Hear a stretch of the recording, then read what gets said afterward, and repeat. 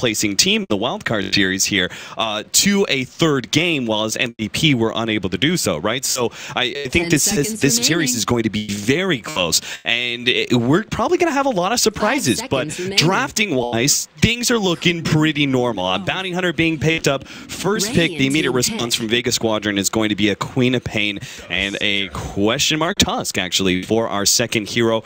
But let's talk about the Bounty Hunter first pick. Blitz, why would you go for a Bounty Hunter first pick? What does that really give you? The thing about a Bounty Hunter first pick is that you can put him in pretty much the 4 or the 5 role, and it doesn't really matter how the laning phase goes.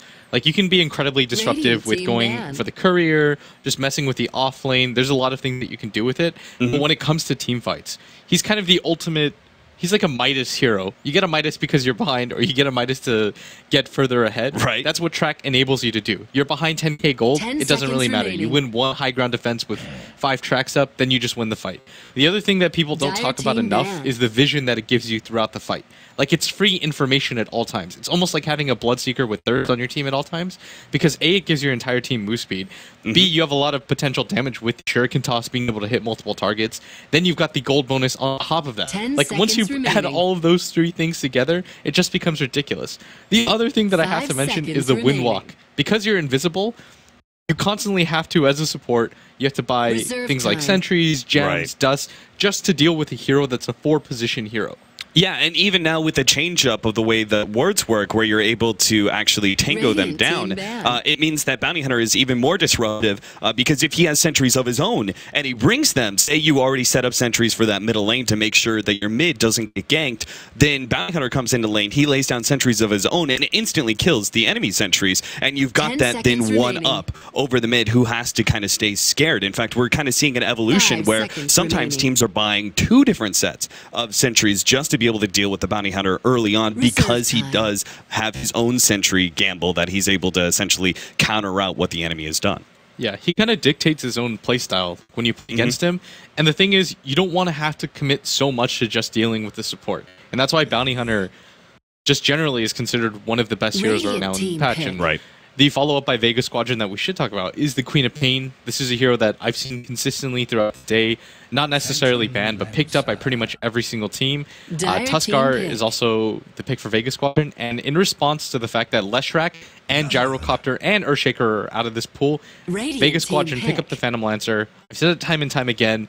You need one of those 3 heroes to deal with it. I know earlier in the day you're like, Phantom Lancers don't bother me, I just pick Earthshaker. And I was like, well, you need a Gyrocopter or a Leshrac. Those are the 3 heroes that we talked about before this even happens. And Vega Squadron correctly realized this is the time to pick a hero like Phantom Lancer. Yeah, and I would say even on top of that, we have the Ember Spirit band away as well, who is not necessarily the greatest hero dealing with Phantom Lancer. I think the heroes that you mentioned, Gyrocopter, Earthshaker, and Leshrac, are better at dealing with the Phantom Lancer, but he still can be a strong counter if he gets ahead with his Battle Furies, but even that is taken away. So really, we have very few responses from MVP Phoenix available in order to deal with that Phantom Lancer. Now, the first thing that they do is seem to double down on their team fight potential. And I think that's very important when you already have the Bounty Hunter picked up, because I was talking with Jerix about that, and the potential for Bounty Hunter to not give you as much team fight potential around that 15 to 25 minute marker as another 4-position support could, you know, and just basically, if you're dealing with a lot of 5-manning, can the Bounty Hunter still be viable enough? Well, MVP Phoenix doubling down on teamfight essentially with the Undying and now the Dazzle. I think that's a great play, but what's left to deal with the Phantom Lancer? The only thing I can think of is, jumps to my mind, would be the Animage with an early Battle Fury. And even then, I feel like that's not a good enough way to address PL. I wouldn't necessarily go for the Animage just because it's a soft counter to the Phantom Lancer. And on top of that, Vega Squadron have a lot of different ways to deal damage against the Animage. You've got the Tusk, who, you know, the Walrus Punch lifts him up in the air. You can snowball chase after him. The Queen of Pain, whose ultimate isn't magic damage, it's pure, so it does rip through the Animage pretty hard. And now you've got an even better counter. You've got the Winter Wyvern picked up by Vega Squadron, and so I think if you're MVP Phoenix and you see this type of lineup, you realize you don't have the best supports to deal with the Phantom Lancer. You have to get aggressive early. You have to get going. And so MVP Phoenix, they pick up the Storm Spirit, and I think this is a hero that I'm biased towards in general, but it does really work out well with the Bounty Hunter. Yeah, the biggest concern is, of course, going to be the Tusk lockdown of Walrus Punch, but I would say even more so the Winter Wyvern's ultimate, that Winter's Curse, which is a really good solid lockdown. I feel like most teams, when they're dealing with the Winter Wyvern, have to go like a definitive dual core strat where they have to actually run two rather aggressive carry heroes. And otherwise, if you just run one single hard carry, you're just locked down every single time in team fights. Yeah. If you're Vega Squadron, you need one more hero. I think if you do see the Storm Spirit, buying into one more lockdown isn't a bad idea. For example, taking the Lion here isn't necessarily awful. I think Lion is a decent pick. Just some sort of setup. Like if you get a Blink Dagger, there's not a whole lot that Phoenix can do about it. You've got the counter initiation, I guess, with the Dazzle in terms of the Shallow Grave, but it's a soft option. It's not something that I necessarily like. So if you're Vega Squadron, I think that you want a hero like Lion to be able to deal with that. And you want a hero that doesn't necessarily need a lot of farm to deal with it, as they do know that Q opts to go for that Bloodstone over getting the Orchid first. So I think something like the Lion could be a decent option, just scrolling through the hero list. Witch Doctor wouldn't be terrible. Oh, it's actually going to be a Tusk support. Okay. Arcseer offlane. Okay, that's not bad, I guess. This now gives us a lot of team fight potential for Vega Squadron. The combination of being able to get a vacuum wall as well as in the Winter's Curse on top of that. That is an amazing amount of AoE control. Then you have the Queen of Pain's damage that she gives in a nice comb between the Scream as well as the Sonic Wave. That can be just one amazing wombo combo that wipes out MVP Phoenix rather early on, especially with all that control, potentially catching the Dazzle on that, who's going to be one of those key heroes in making sure that somebody stays alive through that Winter's Curse or through the single target focus of a Phantom Lancer. So there wasn't a whole lot about Fury here left because they did take away that one of the soft counters that we talked about, the Anti-Mage. So all the MVP Phoenix were really left for was a Phantom Assassin. Is that going to be good enough? I think the Phantom Assassin is actually a pretty decent play here. There's not too much physical damage on the side of Vega Squadron, so once she picks up something like a BKB, she can go to town. Something I am a little bit concerned about, though, is this the best Storm game? I wouldn't say so. So it actually looks like they're going to put QO mid and send the Storm to the safe lane, and I think this is the correct idea because Storm's going to have a good early game to be able to deal with this type of lineup because Storm isn't the best counter to Phantom Lancer. Like, yes, you can initiate on him, but if you opt not to go for the Orchid, then you can't really put out too much damage. And even if you do go for the Orchid, all the Phantom Lancer has to do is pick up a Diffusal at a decent timing, Diffusal himself, Doppel walk out, and you've committed so much of your mana at that point that you die. Like, I've played against that as a Storm player, playing against Phantom Lancer is actually miserable.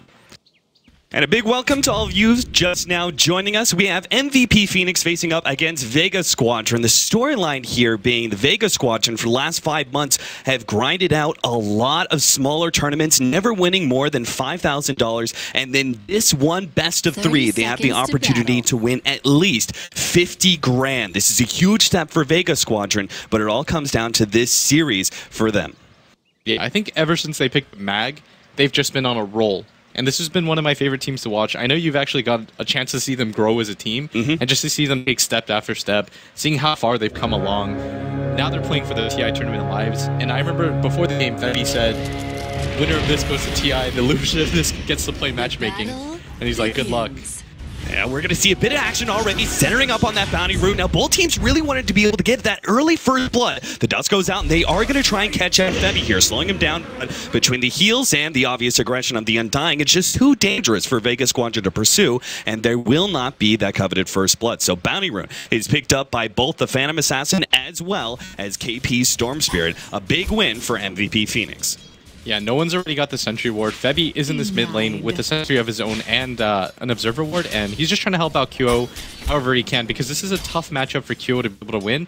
But with this early aggression and the amount of regen that no one has, this is actually going to be okay for the Phantom Assassin. And that's all you need, just that early start. Yeah, absolutely. I mean, the fact that no one had to blow through his early share Tango and is still missing HP, he's still got a cooldown another 15 seconds before he can pick up a little bit more regen. Even that's not going to be enough to bring him up to full. So he's going to be very susceptible to the aggression of the Bounty Hunter and the constant Phantom Assassin dagger spam for the next few minutes. And I think you're right. This kind of ensures that our PA will be doing fine in lane anyway. I like this decision too by MVP Phoenix to send KP to the off lane with this Storm Spirit because they realize they're probably going to get aggro tri-lane. Storm doesn't really provide anything, and so they have to use a few TPs to rotate people down. But KP is going to struggle in this lane because, one, he's not going to do well against the help of the support, and he doesn't have too much regen to back him up. But I think they anticipated this, and how many times do you get to see an off-lane Storm Spirit? Yeah, not too often. This is very rare, but of course, MVP Phoenix, if any time you're going to pull out a surprise strategy like this, now's the time. Vega Squadron did have their counter ward taken away from them. They actually, QO passed over a shared tango to Febby. He dropped his own sentry, immediately ate the sentry of Vega Squadron, and now this leaves no one very susceptible to that free harassment. As you can see, Febby's already going to go in, get a good 150, 200 damage, maybe even force out the blink. No one just cops the damage and holds on to his blink for now. But it's a big win. March E now coming in actually very fast. He's going to lay out the tombstone. He might be able to get the first blood here in the bottom lane. Going for solo. Here comes the last couple of right clicks from KP. They managed to get that cold embrace, but the magic damage is still going to be there. And solo will end up falling for the first blood. And March takes that one. And they even push back both Pasha and Sumith Slayer. Yeah, and they've done a good job with the rotations. March realizes in that top lane he's not really needed. But at the same time, Vega, this is a pretty advantageous lane for them because the Darkseer has been relatively unopposed this entire time. He's got 11 CS to start the game. It's not as though a Dazzle is the best support at solo harassing anybody down. And so the laning phase is going to go pretty well for Vega. He's at bottom. Febby's going to be the target here as he goes down. Easily cleaned up. March now is going to be the next target of Vega Squadron. Look at that. Pasha trying to go for the body block, but March just proves to be too tanky of a target when he's able to steal multiple decays. So they will back themselves up, but Vega Squadron managing to even out the score here. But CS-wise, this is still looking pretty good for Vega Squadron. All of their lanes are actually winning in that regard. Yeah, the thing about the dual lane harassment mid is that the Queen of Pain does win that matchup. The Bounty Hunter comes to help out, but the Queen of Pain is under no pressure. It's no real pressure because you realize, okay, there's nobody that can gank me. Like MVP, what they lack a lot is stuns. They don't really have any sort of disables to open up on her. So yeah, Febby can be cute, harass her a little, but it's not going to actually put a dent into anything because once Febby has to leave this lane eventually, Kyo is going to struggle this lane, and you're seeing that right now. The problem with Dazzle as a solo support in this lane at top is that you're not really going to be able to accomplish too much against a hero like Darkseer, who's got 7 armor, a shield. He's already got a soul ring, and so you're going to see Mag come up huge in this lane. Now, correct me if I'm wrong, but Nuts is always... he's going to have to rotate to the middle lane eventually, right? I mean, once the Queen of Pain gets to level 6, level 7, you have that extreme amount of burst damage. She can go on the PA almost at any time. I think you eventually will rotate him down, but he does need to get some levels, because if you're going to do this type of dual lane setup, you should focus on pulling, stacking wherever you can, because this lane isn't going very well, and so for both heroes to not be able to zone out the Darkseer, the Storm or a Dazzle aren't going to be able to do it, you have to be getting something in return. So levels are going to be the correct response here, and so the proper thing to do is give KP as much solo experience as possible, and simply just let Warnuts continue to stack and pull as much as he can to try to pick up his own levels, because you have to be greedy to punish this. Now, Febby, he's been waiting here for the last 30 seconds, and he may just score up big time. There is double bottles coming in through his career. This could actually just win them the laning phase straight up. If Febby manages to stand in, leading with one, another right click will be able to. Meanwhile, QO he's in there for no one. He's actually trapped out. QO trying to get up. Nice block with the ice shards. And they will be able to get some damage now onto QO. He needs a jump, but won't be able to get out. The cooldown was still there. And while they do take away that double bottle for 3 minutes, QO with the dive there onto no one gets a bit too aggressive and get caught out by the toss. Now the top lane Mag is going to be the next target, but Surge level 2 being invested in means that the Darkseer will have enough haste time to get out of there. Yeah, even though Kyo died for that, that was just a good play by Vega to rotate the Tuskar over. He did a really good job trapping him with the Ice Shards. Kind of made Kyo say, okay, what do I do here? I'm kind of stuck. There's not a lot of options, and so unable to get out, but still, that double bottle snipe, that's absolutely massive right now for MVP. A, it gives your entire team gold, and B, it just gets rid of 2 pretty significant resources off the bat. Yeah, this kind of stalls the dominance of the Queen of Pain in that middle lane, right? If she was able to get that 6-minute rune and say it was something valuable, double damage, haste, invis, who knows, like then you actually have the opportunity to either get a kill on that Phantom Assassin rather easily, or just push her out of lane with the extra regen that you have, or maybe gank some of the side lanes and kind of upset the balance there as well. Yeah, and so he's gonna get this regen at top and just send himself back to top, but at the same time, Mag still does have a decent amount of CS, but MVP are starting to catch up in that department. As you said, that bottle being taken away from no one is making it a little difficult for him to stand in this lane, because if he just gets hit once like this, he's already down to 400 HP, and it's gonna be a full minute before he gets anything back. Yeah, and you never know. Phantom Assassin, who's about to pick up her level 6, you know, a little bit of RNG luck, and Phantom Assassin can actually potentially jump the Queen of Pain, get that coup de grace crit, and be able to take out the Queen of Pain, which would be a huge upset. So he's going to be really careful with his HP and how low he drops. Now the bottom lane, they're going to try and go on this Undying. Lays out the Tombstone, but it looks like there is still enough damage. Starfear's going to come in big, but there is still the Doppelganger to make sure the Undying goes down. The Tombstone is still up though, and that means Solo is surrounded by zombies, plus a Storm Spirit. Now the Dazzle joining it. An easy counter kill there. 1-for-1 trade-off. Yeah, you did have to rotate 3 heroes down, and so this top lane is going to be heavily pressured by Mag right now, and so this is in MVP's favor to rotate these heroes down, but they have to get something out of it because they are losing their top at the same time. Because Mag can just use this Ion Shell on himself to simply skip the creep wave, and March is going to TP up there, but whether they can actually trade down this tower remains to be seen. And with March there, I don't actually think they can get this anymore, and the Tusk is actually going to TP to this bottom lane in preparation for the defenses. There are pings coming down by MVP. A good Ice Shards, and he might be able to put someone like the Dazzle in a bad position. KP dodging the first lance out from Pasha. And doesn't look like we're going to be seeing any more action here. The tier 1 tower is going to go down into the deny range, but doesn't look like MVP Phoenix are going to try and snag that last hit, so should be denied by Vega Squadron. Yeah, they're okay with this though. Just applying pressure to the safe lane in general is a good idea. It does open up the map a little bit, but at the same time, again, like I've said, Mag is going to be relatively uncontested at this top lane.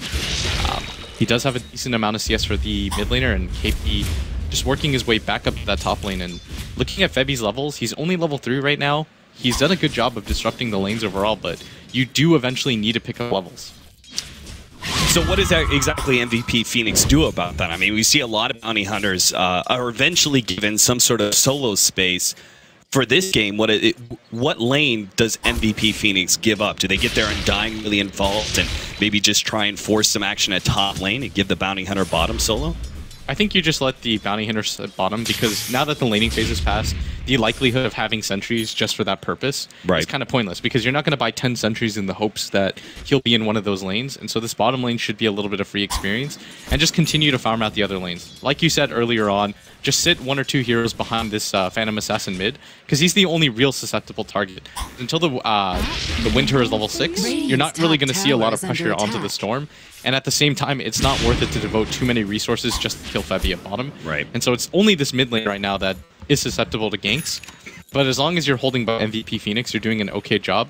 But I think Vega is also pretty satisfied with the trade. Is at bottom, Febi's going to get initiated on. Yeah, Febi dusted up and doesn't really have too much escape, but he does have March, able to give him the heals, and now Sam the Slayer tries to make the TBF, but a Shuriken is there to intercept, and it will be a big turnaround there as Vega Squadron try and dive a bit too deep and end up giving away a free kill. Cost MVP Phoenix a lot of rotations once again, but it seems to be paying out for them nonetheless. Yeah, Vega, it seemed like they were a little bit hesitant there. I think the call was originally to go in, and then he wasn't really sure if they wanted to overcommit for this, but Febi at bottom, he's out of mana right now, and Phantom Lancer is diving quite far for this. He just needs the vision to be able to get that last lance on, but he actually sees him manage to pick that one up. The rest of the team is coming in from the side though. QO, the first one on the mark. As the weed starts taking away the Phantom Lancer's armor, this physical damage out from the Phantom Assassin is going to make short work of Pasha. Another 5 for Doppelganger. Really, he just wants to get to the Ancients to deny himself, but no such luck. QO cleans him up with the coup de grace crit. And that's a killing spree going way of the mid hero that wasn't doing the best, and so you have to worry about overextending like that, because Febi's going to be pretty satisfied with that trade. But at the same time, Febi wasn't a part of that. He didn't really get experience, and you're still seeing him get pretty much a level every 2 minutes. And so this is going to slow down MVP a little bit, but still a worthwhile trade for them overall. Yeah, I mean, you look at QO on the network board, he's actually a decent chunk ahead of Noah at this point, which is surprising to say the least. Now, the upside for Vega Squadron is that they still have a decently farmed Phantom Lancer. somewhat shut down by that last death, but sitting at 4K second in the net worth board. The Storm Spirit, though, from MVP Phoenix is top right now. Already has the Tread, Soul Ring, and an empty bottle. The Storm Spirit's going to come online in the next 5 to 10 minutes, and it seems like with all the free farm he's getting, at least for now, he's going to be a very dominant force for MVP Phoenix. Yeah, and he's going to opt to go for the Orchid this game just to be a little bit more active. And I like this decision because the Phantom Assassin is going to be your true one position, who will get the BKB, who will be the real hero that you want to keep alive. And the Storm Spirit is trying to make himself a little bit less important. At top, it looks like they do want to start applying pressure to these lanes as Febby gets closer to his level 6. And yeah. Now, this is fairly common in sort of the play and counterplay between a Storm Spirit versus Queen of Pain matchup. Both of them tend to go for Orchids in order to shut the other down, but when you put the Storm Spirit in the safe lane, essentially, for MVP Phoenix, and are able to grant him all the free farm he wants, not contested in any way, he's able to get that Orchid before the Queen of Pain, potentially. But Mass TP's coming up, already the Tombstone laid out. They go to the back, Warnuts, he's able to get off the Charlotte Brave, and now no one is going to be turned around on, but there's just not enough magic damage in the pool. Doesn't have a blink quite yet. Another 5 seconds. KP, the last couple of right-clicks, zombies chasing him down. They will be able to get the kill. The Tombstone finally dies. QO making the reintroduction as he tries to jump in and get some kills. Febby blocked out by a beautiful Ice Shards. Will be the next casualty of MVP Phoenix. They try and make their way out of this one. Storm Spirit zipped through that one. QO realizing he's not going to be able to make his way out. No, he does. He actually jumps over the Storm Spirit. Still being pursued out. The Lance comes in, finishes them off for a double kill on Pasha. And now KP, with very little mana left, is going to be run down by Pasha, who has the Ion Shell on top of him.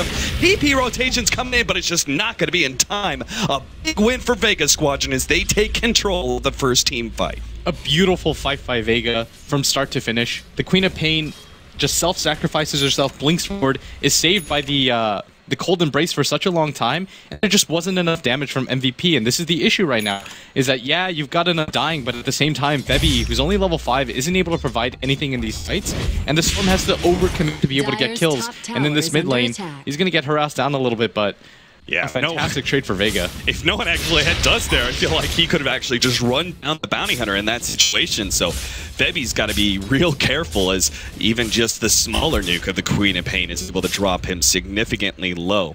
Does find himself a nice haste rune, is going to give that one up to QO, who has the bottle. So Febby will be fed some regen for his troubles. 8-5 right now, 13 minutes in, and a very even net worth and experience graph, as this last team fight actually brought Vega Squadron back to dead even. Yeah, and if you're Vega Squadron, you're pretty happy with how this game is going, especially with how much net worth your Phantom Lancer has. Like, this is a hero that early on, he had to switch lanes, yes. He overcommitted at that bottom dive, and he died, and now you see him skyrocket, and this is the issue right now for MVP Phoenix, because I think they anticipated being in a better situation right now with that Undying, being able to take fights early, but it hasn't been able to happen, and the Phantom Lancer is about to pick up a Diffusal Blade, and if he gets going, there's not a hole in this game that can stop him, and so MVP, I mean, they're going to look for a fight again soon because of the type of lineup that they have, but Vega, this top gank at the same time, is going to slow them down even further. Yeah, March. He heals himself up, but it's not quite enough. And now they get the free Tombstone gold on top of that, which is a pretty big factor. An extra 150 going to Mag, and they're also in a great position to be able to take this Tier 1 tower in the top lane. MVP Phoenix, though, reading that, is going to go for the push in the middle lane. Already the Phantom Lancer trying to slow them down. Looks like it. Tier 1 tower dropping low, but Vega Squadron do have the glyph already. The Winter Wyvern is here and does have the Winter's Curse available. Very dangerous fight if MVP Phoenix were to force it. And I really like this play right now from Vega. They're not giving up anything they have to. They're constantly going for the ganks to just slow down MVP Phoenix's eventual death ball that they want to shoot for. And they're doing a good job. They're like, okay, we're not even going to give up a Tier 1 tower. Oh, wow. What a beautiful snag. Managed to get the dust out, and Febby is trapped like a rat. He's going to try and go for the TP out, but no luck. 10-5 now in the favor of Vega Squadron. Vega's just saying, there's only so many times we're going to let you track from the high ground before we just go and kill you. And Febby shut down further as MVP now on the retreat. They realize this already isn't a fight that's going to happen. And meanwhile, at this top lane, Mag just continues to push it in, and MVP under attack. Pressure on all their lanes right now as the Lance does go on top of March. I don't know if they can fight this yet. The Weave is on top, but I think they just waited out and split up again. Yeah, there's a big push coming in from the bottom lane. Pasha makes the TP out. it seems like perhaps even though they are ahead as Vega Squadron, it's perhaps a bit too dangerous to try and force a 5 versus 5 under the enemy's tier 1 tower when you're dealing with an Undying, especially an Undying who got so much solo experience. This tier 1 tower is now going to be threatened by MVP Phoenix, but further up, QO with the double damage trying to go for the Queen of Pain. Now open his way around the side, but doesn't look like we're going to see a fight as the tier 1 tower falls and MVP Phoenix back up to continue farming.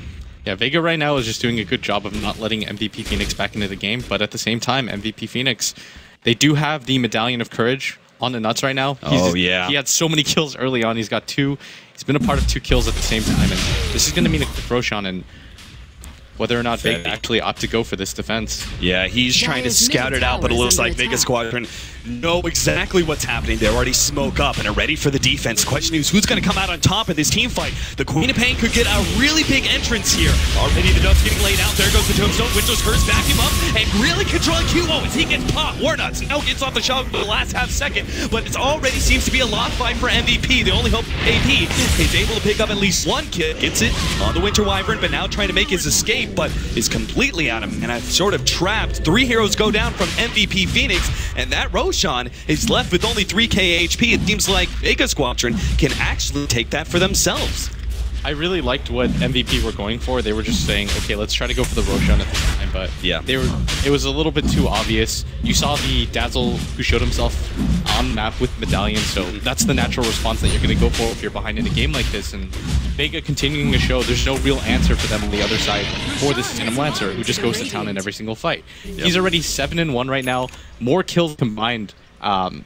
Like, he alone has more kills than every single person on MVP Phoenix combined right now.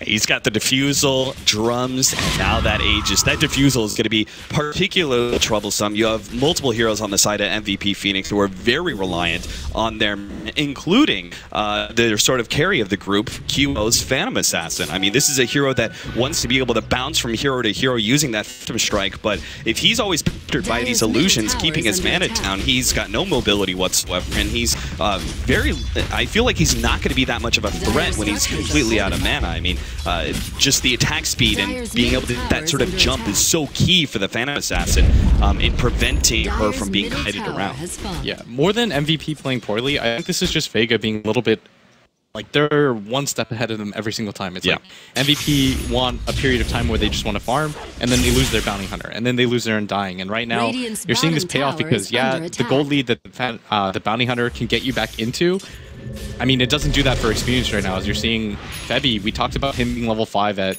10 minutes. He's picked up 1 level in the 9 minutes since then. And you do need levels at some point to be able to fight this. Yeah, team fight after team fight going poorly for MVP.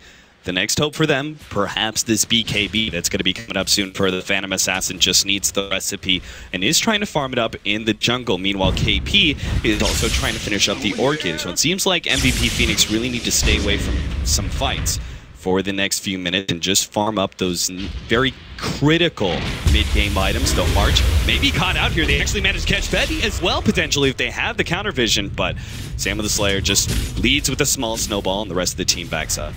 Yeah, but the Tombstone has been dropped, and I think that's going to be Vega's signal to go down this mid lane. And MVP... An Aegis advantage, no Tombstone. It seems like a very prime opportunity for Vega Squadron to take that first tier 2 tower. And they still got a lot of gold on the market. I mean, that bottom lane, the tier 1 tower is still standing. It seems like Vega Squadron are going to be able to basically snowball their way through what was a neutral network lead by 15 minutes. Febby gets caught again by a blind Ice Shards. Beautiful. Same with the player, just on the money right now with those dusts. And while they snag that kill, they also get the tier 2 tower in the middle lane. And now our Phantom Lancer, who already has the boots of travel, is quick to go to bottom to start pushing that one out.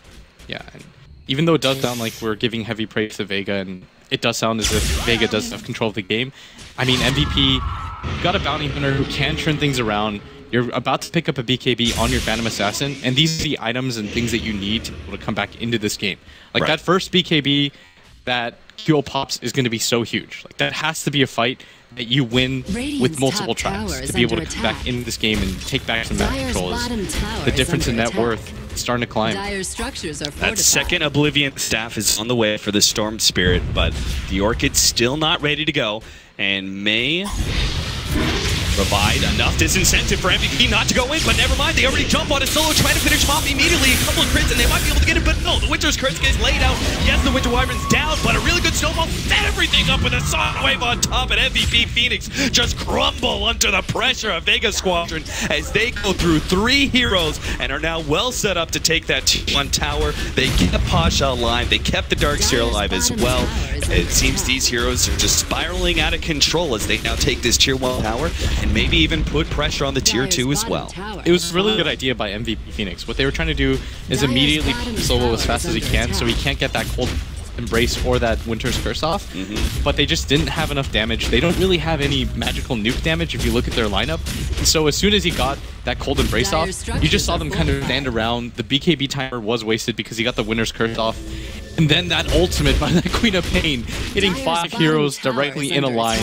Not a winnable fight for MVP by any stretch after that. And that's exactly the combination we were talking about during the draft. The Winter's Curse with the vacuum on top, the mass AoE control offered by those 2 heroes, essentially setting up the Queen of Pain with a big Sonic Wave. It was beautiful combination the Vega Squadron laid out and rather easily won them the fight, but we'll see. MVP Phoenix are not going to go down fighting here. They're actually going to go for a 4-man smoke up and see if they can find a pick for themselves and maybe get finally some control over this map.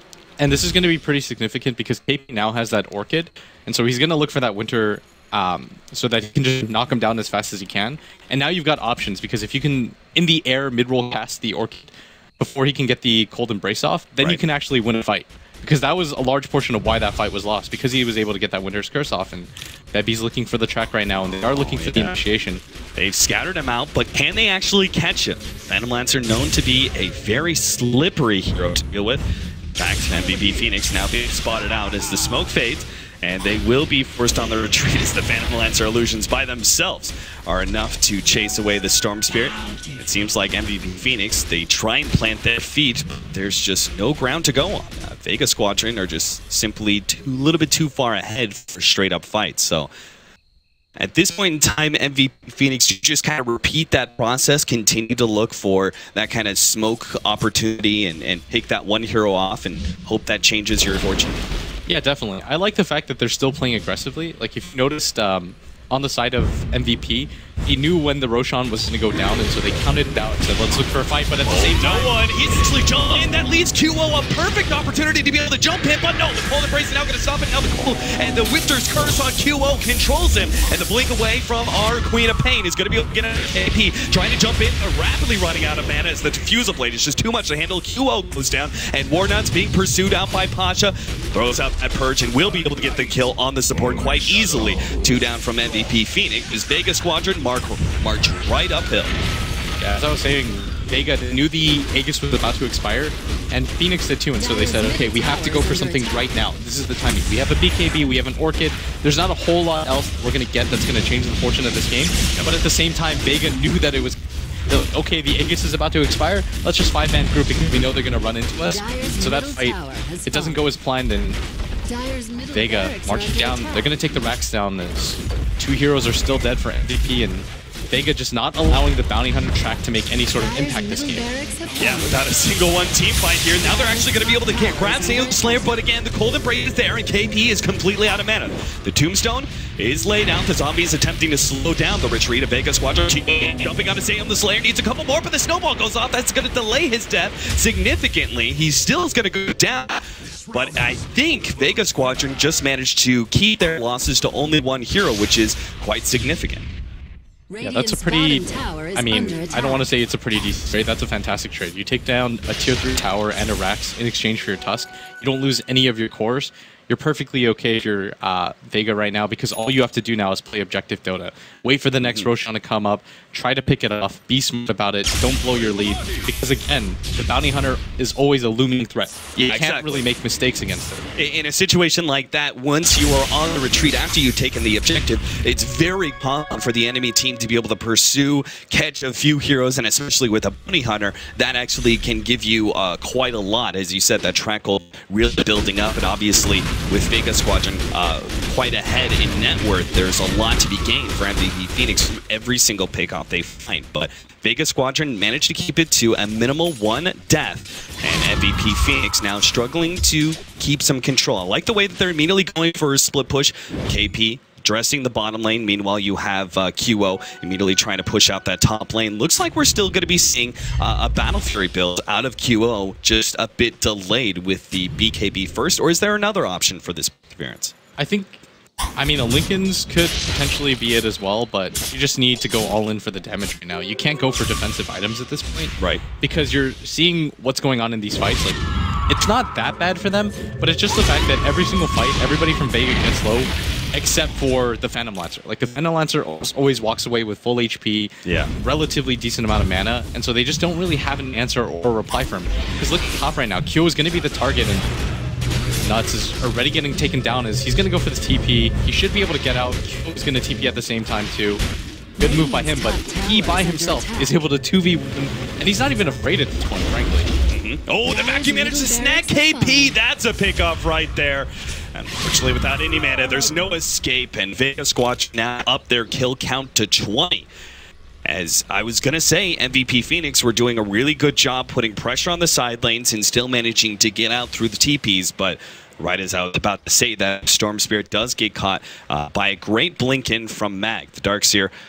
Knowing that he's going to be so essential with good vacuums in these team fights, goes for the Blink Dagger, because if he gets a really good vacuum, that means the Winter's Curse is going to follow up, and then, as we mentioned before, the Sonic Wave. So that mobility for the Darkseer being very critical, not only in team fights, but obviously the pickoff there. Yeah, and the Tusk is going to wait right now for the Roshan because, like I said, this is the main objective that you're waiting for the high ground. And you want to do this because there's no real reason to try to push whatever advantage you have when you don't have the Aegis. It's just wasteful because you know that you have a tight grip on this lead. All you have to do at this point is make sure you don't throw it. Like, just close out as hard as you can. Going for the Roshan is going to be able to secure that for Vegas. They're just going to go for the next objective, which I think is the Roshan. Force MVP to defend this bottom lane so you see them come a mile away. Right. And at bottom, KP tries to initiate, but Asha's just going to get out of there, saving them at the same time.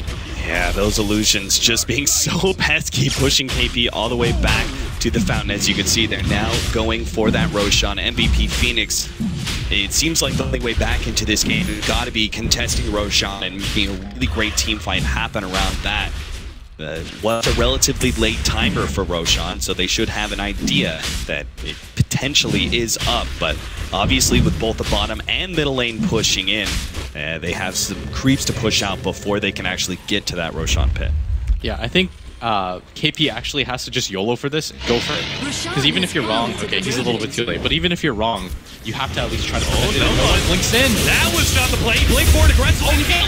Oh, what a great vacuum into the Winter's Curse, controlling everyone. MVP Phoenix got a great pick off in her series. Well, now the Phantom Blitz in the back is able to clean through a couple more arrows. 4 down and QO on the run. He's going to try and buy a TP scroll from the side shot, but it's on cooldown. He can't even get back to his own base. MVP Phoenix are left with no defense now, as the middle lane is already pushed in, and Vega Squadron will go straight for that bottom lane of Rax. All right, when you hear about those combos, you know, the vacuum into this, into this, into this, it's rare that you actually see it pan out. But in this instance, like 3 times in this game, we've seen the Winter's Curse in the vacuum. We even saw the Shiva's Guard there get popped off. The only thing missing was the Queen of Pain ultimate. You lose the Queen of Pain instantly in the fight, you're mid-hero, and it doesn't even matter because Pasha is just so strong on that Phantom Lancer. No natural counters on the side of MVP Phoenix, and we're just seeing this lineup roll through. Incredibly good coordination from Vega Squadron, as they even seem to have cut their losses. Once again, they're not going to lose a single hero for this one, it seems like. Vega Squad managed to take that tier 3 tower, don't overstay their welcome in any way, managed to get out before the TPs and the revives from MVP Phoenix are there to be able to defend, so everyone gets out. Vega Squad are just playing a very clean, crisp game. Yeah, and this is the, I mean, MVP isn't playing to their usual standard, but at the same time, I like that they're not giving up. They're just, okay, let's consistently keep looking for opportunities to win. They're still doing the right things to try to come back into this game. It's just that the gold and experience lead is just not within a realm where simply wanting is going to change anything. Like, you have to get some track kills off, and right now we're seeing KP try to go for this, but that cold embrace, I mean, this winter pick is just working out so hard right now. As KP is going to get initiated on, it's going to go down, and just another kill going the way of Vega. 25-10, 31 minutes, and it is over a 20,000 gold lead and 12,000 experience. A very dominant position Vega Squadron are sitting in. All they have to do is push in this bottom lane to get the second lane of Rax, and Pasha is already there, taking it out. And MVP Phoenix don't seem to have any response without their Storm Spirit. Many of their heroes not able to TP or not really in a position to be able to defend, even if they could get there. Now you have the smoke jumping in already. Vevi is going down. It's left with only 3 now for MVP Phoenix. Their only hope now is the fact that they've got the tier 2 tower still alive in the top lane, which means that Vega Squadron can't go for Mega straight up. Yeah, and Vevi has to be so frustrated right now by this Tusk, because every single time he was trying to do the comeback mechanic, you know, from the high ground, track. Yes. The Tusk just throws out the blind eye shorts every single time on him, catches him out. Dust is always there as a follow-up, and they're just not letting MVP get into this game whatsoever. They're not overextending with any of their advantages, even with the type of lead that they've built up fight after fight. Vega saying to themselves, play this game out slowly. No mistakes, no regrets. Like, this is our chance at getting into TI right now. Just don't do anything silly, and I like this sort of discipline that they're showing right now. Phantom Lancer even addressing the Phantom Assassin. You don't normally see Phantom Lancer build into early MKBs, but obviously the one advantage of a carry Phantom Assassin is that she has that innate blur with a 50% evasion, but if you can cancel that out with the MKB, pretty much relegates Phantom Assassin to rather poor carry. So they're now set up to go for that tier 2 top lane. MVP Phoenix have to go all in, have to try and force something, and I love the fact that they're not just waiting and sitting back inside their base. They're going to try and get the jump on Vega Squadron here. They have to wait for the BKB though on QO. It's got 4 seconds left. He's going to put the dagger out and dumps out now, Sonic away. QO already dropping quite low. The shot great off just in time. He now a draft, but the Winter's current laid out. No one is just standing in the middle of all of this one. Solo now dropping quite low, but the cold embrace kept him alive. MVP I've already dropped a few. QO is coming back for vengeance, alive for 2, but still can't grab in. Vega Squadron are managing to dodge all of this one, and MVP Phoenix actually call GG halfway through the fight because they can see the writing on the wall. Vega Squadron are just outplaying them every step of the way in these team fights, and not much hope for them in game number 1. Yeah, if you're MVP Phoenix, I mean, that's clearly not how you wanted the game to go, but I think this was more of a drafting thing than anything. You saw the Cold Embrace pay off against a team that had almost no magic damage, and you saw a Phantom Lancer just go to work on a team that had very little to deal with the AoE factor.